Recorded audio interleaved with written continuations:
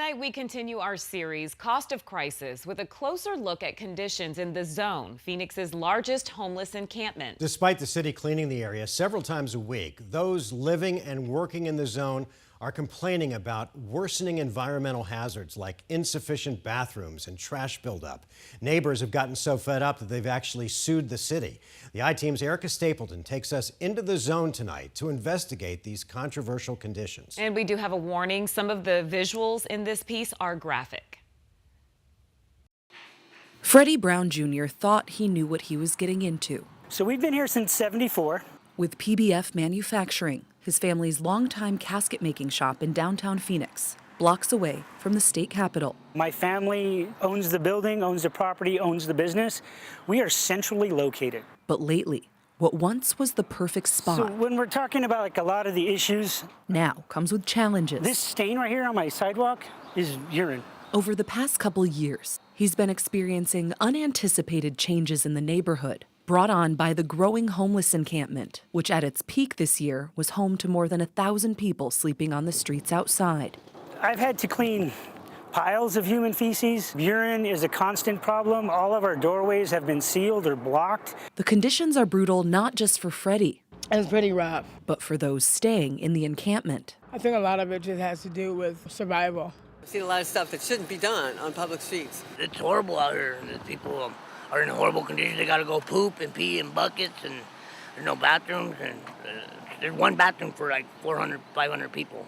Andrew said he'll only come here during the day for resources at the Human Services campus. He's been turned away due to lack of shelter beds and doesn't feel safe on the streets outside the campus. A lot of people get beat up and robbed and pressured for drugs. A while back, I did have an employee assaulted with a pipe. The environment hasn't cost him many customers, as they mostly ship items out, but it has cost him job applicants, cleanup time, and security. What we're struggling with right now is we are trying to redo the outside of our building, make it a little more appealing, but I can't find a construction company willing to work down here because they're worried about theft, vandalism, having stuff go missing.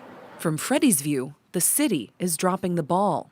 And we understand that the city of Phoenix is doing things, but it's been over 2 years. So that is why we've filed the lawsuit, because they continue to drag their feet. In August, Brown and more than a dozen other property owners in the area filed a lawsuit against the city, claiming the city isn't doing enough to address concerns in the encampment, asking the judge to declare conditions in the encampment a public nuisance that the city would have to abate. The lawsuit documented open drug use, vandalism, violence, and waste, both human and otherwise. It's probably fair to say that it's gotten worse. In court, city staff admitted there were problems, but the city still filed to dismiss the lawsuit, arguing residents can't tell the city what to do and that court wasn't the proper venue to find a solution. They're doing something. It's something that the plaintiffs don't like, and don't like that it's not happening quickly enough. That doesn't mean that nothing's happening and that the city isn't taking efforts to abate what is no doubt a terrible condition downtown. The city doesn't directly provide services for homelessness and contracts most of the work out. The city's doing more than it ever has to address the issue of homelessness. Scott Hall, Phoenix's Homeless Services Director, says trash buildup is a huge safety concern.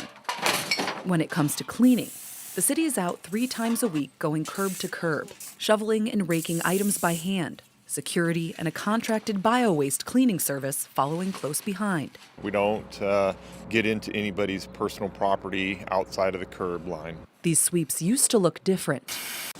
Prior to this year, people living on the streets had to pack up and move their encampments before the cleanings, or else their belongings could be thrown out by the city's street transportation team, alongside Phoenix police.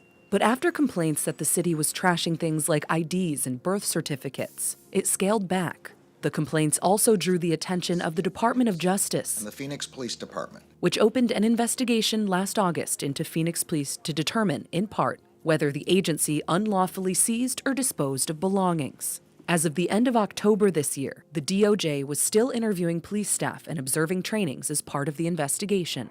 They basically pick up trash out of the streets. Like around my building, they don't sanitize or clean up feces. They'll maybe scrape some stuff up and that's it. 2 hours later, you wouldn't know they were here. As soon as the city cleans up the streets, more garbage seems to pile up. The city says Public Works empties dumpsters daily, And they've recently restored grates on storm drains to avoid buildup there. We're trying to do more, and we're trying to do it better. Our ultimate goal is to get everybody off the street.